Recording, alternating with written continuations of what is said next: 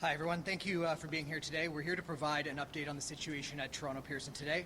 Toronto Pearson President and CEO Deborah Flint will be speaking with us.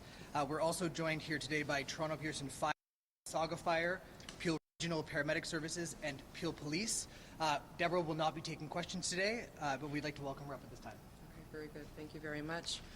Deborah Flint, President Pearson, CEO of Toronto Pearson. I've just come over from our Emergency Operations Center, and I'm here to give you a statement on what events transpired here today at Toronto Pearson. First and foremost, there was no loss of life.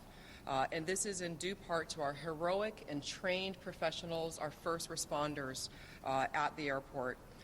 So the facts of the matter event that happened at approximately 2:30 p.m. is Delta Airlines Flight 4819 from Minneapolis to Toronto, operated by subsidiary Endeavour Air, was involved in a single aircraft accident upon landing at Toronto Pearson. The plane was carrying 4 crew and 76 passengers, among them 22 Canadians. The other passengers were multinational. Airport emergency workers mounted a textbook response, reaching the site within minutes and quickly evacuating the passengers. We stood up our emergency operations center with Delta Airlines and representatives from fire, police, paramedics, security, and our federal agency partners.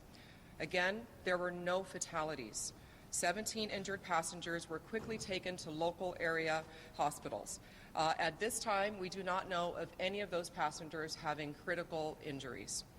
We immediately halted further arrivals and departures on our remaining 3 runways. Those runways were reopened at approximately 5 p.m. The other runways are remaining to serve the investigation, which will be carrying forward for the rest of tonight and into the next several days. These 2 runways will remain closed while the investigation takes place. Again, we are very grateful that there was no loss of life and relatively minor injuries. We are very focused on the care and the concern and the passengers and the crew, some of whom have already been reunified with their friends and their families. Others we have in a comfortable place right here at the airport in an environment where they're getting a lot of care and support from my staff. Delta Airlines is also continuing to provide customer care and information for passengers. No airport CEO wants to have these type of press conferences, but this is exactly what our emergency, our operations, and our first responder partners are all practiced and trained for.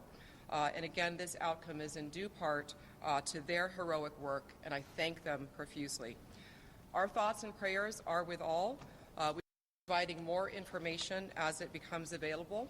We do expect there will be some operational impact and some delays at the airport over the next few days while the 2 remain closed for the investigation, and we will be sharing information periodically.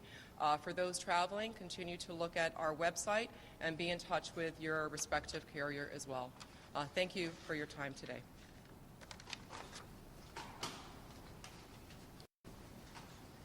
Thank you, Deborah. We're going to continue posting Toronto Pearson updates, operational updates on our X account, so be sure to follow us there.